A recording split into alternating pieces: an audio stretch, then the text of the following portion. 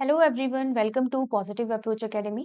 My name is Priyanka और ये आपकी केमिस्ट्री की क्लास है जिसमें हम डिस्कस करेंगे पीवाईक्यूज जो मेडिकल और नॉन मेडिकल दोनों के लिए ही इम्पोर्टेंट रहने वाले हैं। शुरू करेंगे अपने फर्स्ट एमसीक्यू के साथ। तो फर्स्ट क्वेश्चन है आपका, on converting 308 Kelvin, 329 Kelvin and 391 Kelvin to Celsius scale, the correct sequence of temperature will be. यहाँ पे कन्वर्जन करना है आपको केल्विन को सेल्सियस स्केल में। तो इसके लिए इंपॉर्टेंट है रिलेशन याद रखना। अब रिलेशन क्या है? Degree Celsius equals to Kelvin minus 273। ये रहता है relation degree Celsius and Kelvin के बीच में। यही यूज करेंगे हम इस क्वेश्चन के लिए भी। तो देखिए, फर्स्ट वैल्यू है 308 केल्विन, दूसरी है 329 केल्विन एंड तीसरी है आपकी 391 केल्विन। इन तीनों वैल्यू से माइनस कर देंगे 273 को, माइनस कर देना है तीनों से और हमें मिल जाएगी वैल्यू आपकी सेल्सियस में। तो फर्स्ट केस में क्या आएगा, यहाँ देखिए इधर आ जाएगा आपका 35 डिग्री सेल्सियस। सेकंड केस में आ जाएगा आपका 56 डिग्री सेल्सियस और थर्ड केस में आ जाएगा 118 डिग्री सेल्सियस। तो ये वैल्यूज आ जाएंगी कन्वर्ट करके। अब देखिए ऑप्शन पे चलते हैं वापस से। तो ऑप्शन सी जो है वो बिल्कुल करेक्ट है। 35 degree Celsius, 56 degree Celsius and 118 degree Celsius. आपका काम है इस रिलेशन को याद रखना जो कि डिग्री सेल्सियस और केल्विन के बीच में रहती है, जो कि है degree Celsius is equal to Kelvin minus 273। हो सकता है एग्जाम में आपको डिग्री सेल्सियस की वैल्यूज दी हो, आपको केल्विन में कन्वर्ट करना हो, तो यही रिलेशन यूज होगा। इसी तरीके से हर एमसीक्यू की प्रॉपर एक्सप्लेनेशन आपको मिलेगी। तो वीडियो के साथ एंड तक बने रहें, वीडियो को लाइक एंड शेयर जरूर करें। नेक्स्ट क्वेश्चन पे चलेंगे। The correct IUPAC name for CH2, CH2, NHCH3। IUPAC naming से क्वेश्चन आया हुआ है। तो सबसे पहले तो जो कंपाउंड दिया गया है उसको लिखेंगे, CH2 double bond CH, CH2 NH CH3। तो इस तरीके से रिप्रेजेंट किया जाएगा इस कंपाउंड को। अब देखिए आईयूपीएसी नेमिंग में फर्स्ट काम होता है लॉन्गेस्ट चेन को रिकॉग्नाइज करना। तो ये देखिए, ये आपकी 3 कार्बन चेन है जो लॉन्गेस्ट है। सेकंड यहाँ पे आता है काम नंबरिंग करना इस चेन की। तो देखिए यहाँ पे एक प्रेजेंट है आपके पास सब्स्टिट्यूएंट, कौन सा? मिथाइल। दूसरा यहाँ पे फंक्शनल ग्रुप है अमाइन। तीसरा यहाँ पे डबल बॉन्ड भी प्रेजेंट है। और सब्स्टिट्यूएंट, फंक्शनल ग्रुप, डबल या ट्रिपल बॉन्ड हो तो सबसे ज्यादा प्रेफरेंस आपकी फंक्शनल ग्रुप को जाती है। ठीक है, किसको जाती है? फंक्शनल ग्रुप को। तो उसी साइड से हम नंबरिंग भी स्टार्ट करेंगे जहां से क्लोजेस्ट होता है फंक्शनल ग्रुप। तो नंबरिंग हो जाएगी 1, 2 एंड 3। अब स्टार्ट करेंगे इसकी नेमिंग करना। अब देखिए 3 कार्बन चेन है तो प्रॉप होगा। ठीक है, सेकंड पोजीशन पे देखिए डबल बॉन्ड है तो प्रॉप 2 इन हो जाएगा। साथ के साथ फर्स्ट पोजीशन में अमाइन ग्रुप लगा है तो 1 अमाइन हो जाएगा। अब यहाँ पे है सब्स्टिट्यूएंट भी प्रेजेंट, कौन से पोजीशन पे? फर्स्ट ग्रुप पे, मिथाइल। तो मिथ रूट वर्ड यूज किया जाता है मिथाइल के लिए। तो लेकिन यहाँ पे एक और चीज आपने याद रखनी है, मिथाइल ग्रुप यहाँ पे अमाइन के साथ लगा है तो यहाँ पे आ जाएगा N methyl, N methyl prop 2 in 1 amine. ये रहेगा इसका आईयूपीएसी नेमिंग। रूल्स याद रखने हैं आपने। पहला रूल लॉन्गेस्ट चेन को रिकॉग्नाइज करो। दूसरा रूल नंबरिंग करो। देखो क्या क्या चीजें प्रेजेंट है, सब्स्टिट्यूएंट है, फंक्शनल ग्रुप है, डबल ट्रिपल बॉन्ड है। तो सबसे ज्यादा प्रेफरेंस फंक्शनल ग्रुप को, देन डबल ट्रिपल बॉन्ड को, सबसे लास्ट में जाती है सब्स्टिट्यूएंट को। फिर आप नंबरिंग कर नेमिंग कर दो आईयूपीएसी। तो करेक्ट ऑप्शन इसकी रहेगी option D, N methyl prop 2 in 1 amine.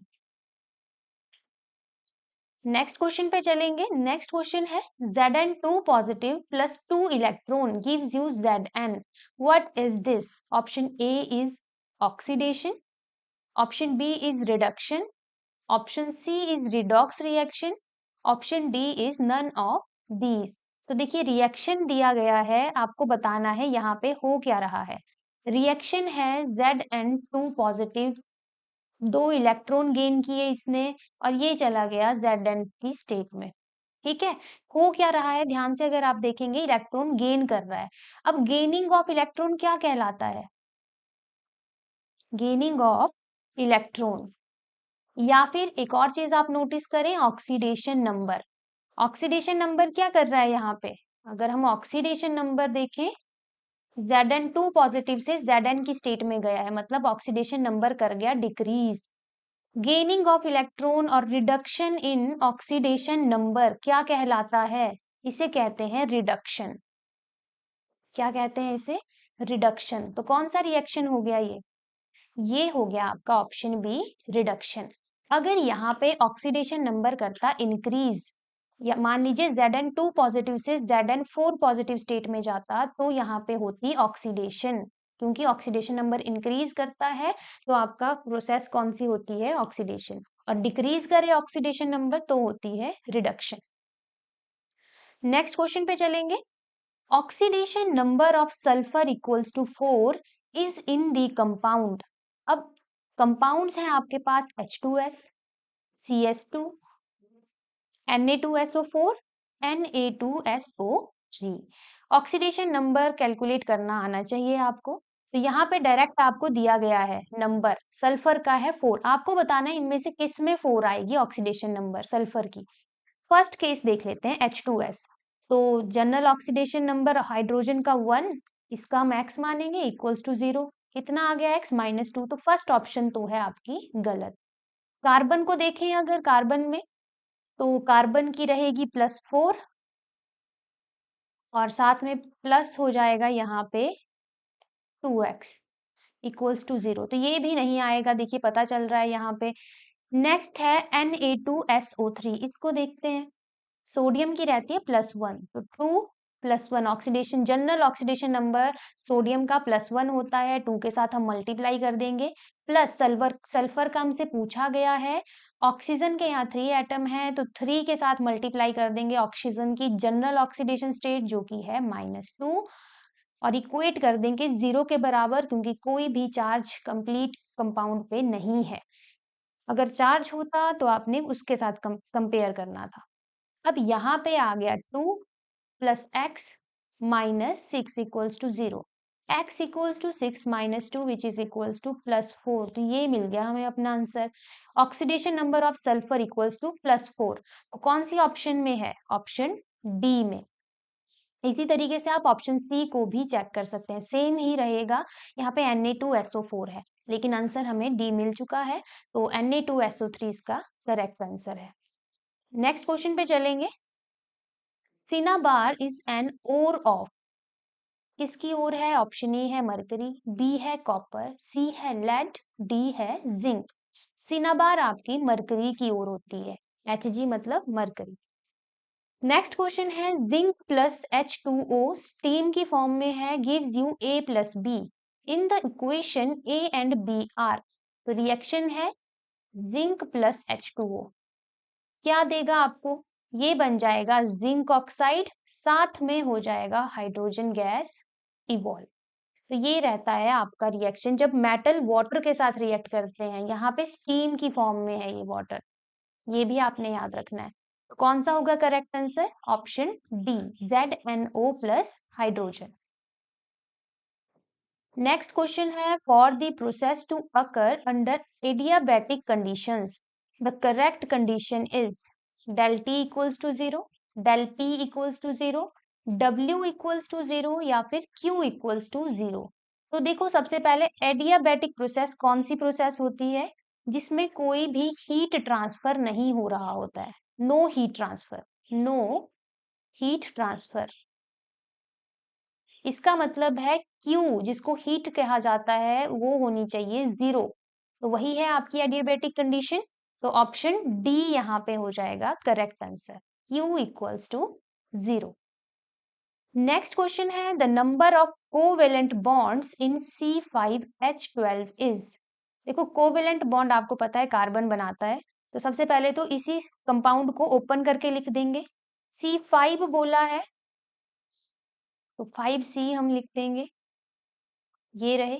साथ में है 12H, हाइड्रोजन 12 अटैच्ड है, तो कुछ इस तरीके का स्ट्रक्चर बनेगा ये C5H12 का। ये हमारे पास हो गए 12 हाइड्रोजन। अब देखिए कितने बॉन्ड बना रहा है कार्बन, यहाँ पे वो ही काउंट करना है और वही आपके कोवेलेंट बॉन्ड रहेंगे।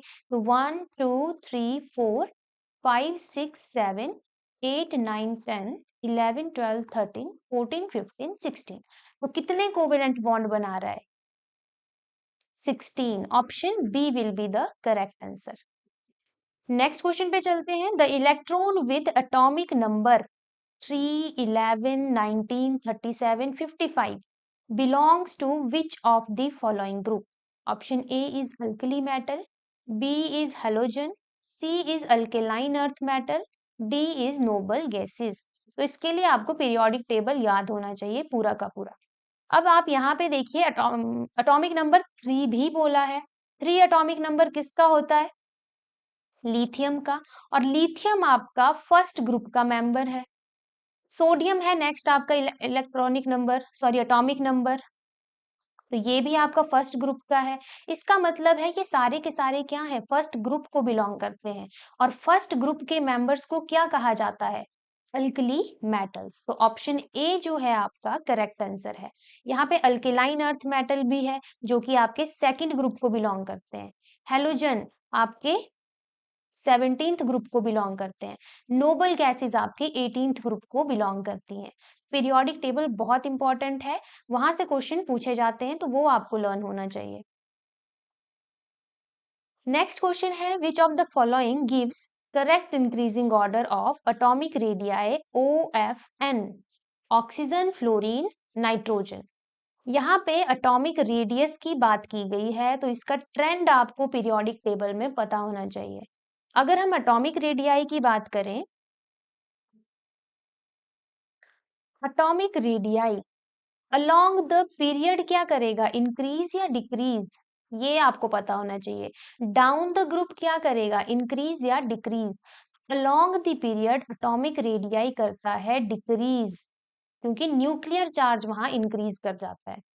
डाउन द ग्रुप अगर देखा जाए, एटॉमिक रेडियाई करता है इंक्रीज, क्योंकि शेल का नंबर बढ़ता रहता है डाउन द ग्रुप। तो ये ट्रेंड आपको याद होना चाहिए। अब हम चलेंगे ऑप्शन पे। क्वेश्चन में आपको बोला गया था ऑक्सीजन, फ्लोरीन, नाइट्रोजन। अगर आप देखें ये कौन कौन से ग्रुप को बिलोंग करते हैं, ये आपको पता होना चाहिए। तो देखो यहाँ पे है नाइट्रोजन, ऑक्सीजन, फ्लोरीन। तो नाइट्रोजन आपका ग्रुप 15 का मेंबर है, फ्लोरीन आपका ग्रुप 17 का मेंबर है, ऑक्सीजन आपका ग्रुप 16 का मेंबर है। हमसे क्वेश्चन में पूछा गया है इंक्रीजिंग ऑर्डर, तो इंक्रीजिंग ऑर्डर कौन सा रहेगा? सबसे ज्यादा होगा नाइट्रोजन का, सबसे कम होगा आपका फ्लोरीन का, देन आपका ऑक्सीजन का, देन नाइट्रोजन। इंक्रीजिंग ऑर्डर पूछा गया है, डिक्रीजिंग ऑर्डर पूछा गया होता तो उल्टा हो जाता। कौन सी ऑप्शन हो जाएगी करेक्ट? Option D, FON। इस टाइप के क्वेश्चन टैट के एग्जाम में पूछ लिए जाते हैं। पीरियोडिक टेबल बहुत इंपॉर्टेंट है, ट्रेंड्स आपको पता होने चाहिए। एटॉमिक रेडियाई हो गया, आयोनाइजेशन एंथैल्पी हो गया, इन सब चीजों से क्वेश्चन आ जाते हैं। नेक्स्ट क्वेश्चन पे चलेंगे। Which of the following properties generally decreases along a period? फिर से पीरियोडिक टेबल से क्वेश्चन आ गया है ट्रेंड्स के ऊपर। ऑप्शन ए है आयोनाइजेशन एनर्जी, ऑप्शन बी है मेटालिक कैरेक्टर, सी है इलेक्ट्रॉन एफिनिटी, डी है वैलेंसी। तो देखिए आयनाइजेशन एंथैल्पी भी इंक्रीज करती है पीरियड्स में, इलेक्ट्रॉन अफिनिटी भी, और वैलेंसी भी इंक्रीज करती जाती है। वैलेंसी मतलब आउटर मोस्ट इलेक्ट्रॉन जो प्रेजेंट होते हैं वो भी पीरियड्स में इंक्रीज करते जाते हैं। सिर्फ जो डिक्रीज करता है वो है आपका ऑप्शन बी, मेटालिक कैरेक्टर। तो याद रखना है metallic character along the period क्या करता है? डिक्रीज करता है। नेक्स्ट क्वेश्चन पे चलेंगे। नेक्स्ट क्वेश्चन है in the modern periodic table the period indicates the value of, क्या इंडिकेट करता है period? Option A is atomic number, B is atomic mass, C is principal quantum number and D is azimuthal quantum number. तो देखो periods की अगर बात की जाए, वो इंडिकेट करते हैं आपके प्रिंसिपल क्वांटम नंबर, यानी कि ऑप्शन सी। और अगर ग्रुप्स की बात की जाए तो ग्रुप्स में आपके वैलेंस इलेक्ट्रॉन या वैलेंसी जो है वो इंडिकेट करते हैं ग्रुप्स आपके। ठीक है, नेक्स्ट क्वेश्चन पे चलेंगे। The structure of IF7 is, option A है पेंटागोनल बाय पिरामिड, बी है स्क्वायर पिरामिड, सी है ट्राइगोनल बाय पिरामिड, डी है ऑक्टाहेड्रल। तो स्ट्रक्चर पूछा गया है IF7 का। करेक्ट आंसर इसका है option A, pentagonal bipyramidal. यहाँ से एक और क्वेश्चन बन सकता है एग्जाम के लिए कि IF7 की हाइब्रिडाइजेशन बताओ कौन सी प्रेजेंट होती है। IF7 में होती है sp3d3 हाइब्रिडाइजेशन। ये क्वेश्चन भी पूछा जा सकता है। तो नेक्स्ट क्वेश्चन पे चलेंगे। Isopropyl bromide on Wurtz reaction gives the following products. Option A है हेक्सेन, बी है प्रोपेन, सी है 2,3-डाइमिथाइल ब्यूटेन, डी है नियोहेक्सेन यानी कि 2,2-डाइमिथाइल ब्यूटेन। तो वुड्स रिएक्शन यहाँ पे पूछा गया है। सबसे पहले आपको वुड्स रिएक्शन पता होना चाहिए उसमें होता क्या है। तो हम अगर वुड्स रिएक्शन की बात करें, दो अल्काइल हलाइड रिएक्ट करेंगे सोडियम के साथ in the presence of dry ether, हमें मिल जाता है एल्केन। क्या मिल जाता है? एल्केन। साथ में सोडियम हैलाइड जो है यहाँ से अलग हो जाएगा। ये रहता है जनरल रिएक्शन वुड्स का। अब हमें बोला गया है क्वेश्चन में आइसोप्रोपाइल ब्रोमाइड, जब वुड्स रिएक्शन होगा इसमें तो क्या प्रोडक्ट बनेगा। तो सबसे पहले तो आइसोप्रोपाइल ब्रोमाइड का आपको स्ट्रक्चर पता होना चाहिए। तो ये रहता है इसका स्ट्रक्चर CH ट्वाइस साथ में Br। हमने बात की दो चाहिए हमें अल्काइल हलाइड, तो इसका मतलब है ये चाहिए होंगे हमें दो, प्लस सोडियम के साथ करवाएंगे react in the presence of dry ether, हमें प्रोडक्ट मिल जाएगा नियोहेक्सेन। क्या मिल जाएगा? नियोहेक्सेन। CH3 CH3 CH3 तो ये रहता है आपका नियोहेक्सेन का स्ट्रक्चर, जिसको 2,2-डाइमिथाइल ब्यूटेन भी कहते हैं। क्या कहते हैं इसको? साथ में आपका रिलीज हो जाएगा सोडियम ब्रोमाइड। ठीक है, यहाँ पे 2,2 नहीं 2,3-डाइमिथाइल ब्यूटेन बनेगा। इसका क्या नाम है? 2,3-डाइमिथाइल ब्यूटेन। ठीक है, तो ये आप याद रखिएगा, करेक्ट कर लीजिएगा इसको। 2,3-डाइमिथाइल ब्यूटेन स्ट्रक्चर बनता है किससे? आइसोप्रोपाइल ब्रोमाइड से। कब? जब वुड्स रिएक्शन में होगा इसमें। तो option C will be your correct answer. Next question है which process is used to separate a mixture of two और more miscible liquids having same boiling point differences. Option A is simple distillation, B is steam distillation, C is fractional distillation and D is sublimation. तो यहाँ पे बोला गया है process of separation कौन सी होगी जब हमें टू मिसिबल लिक्विड्स को सेपरेट करना होगा जिनके same boiling point differences small रहेंगे। इसका करेक्ट आंसर है ऑप्शन सी, फ्रैक्शनल डिस्टिलेशन। अगर यहाँ पे होता बॉइलिंग पॉइंट में डिफरेंस बहुत ज्यादा, तब आप करते simple diffusion distillation, sorry simple distillation होता तब।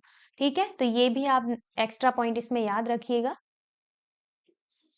नेक्स्ट क्वेश्चन है water gas is mixture of, किस चीज का मिक्सचर है वाटर गैस? ऑप्शन ए है carbon monoxide plus hydrogen, B है water plus carbon dioxide, C option है carbon monoxide plus nitrogen, D है कार्बन डाइऑक्साइड प्लस हाइड्रोजन। तो वाटर गैस किसका मिक्सचर होता है? वो होती है कार्बन मोनोऑक्साइड और हाइड्रोजन की मिक्सचर, यानी कि option A is the correct answer. याद रखिएगा वाटर गैस किस किस का मिक्सचर है? कार्बन मोनोऑक्साइड एंड आपका हाइड्रोजन का। नेक्स्ट क्वेश्चन है जो कि लास्ट क्वेश्चन रहेगा आज की क्लास का।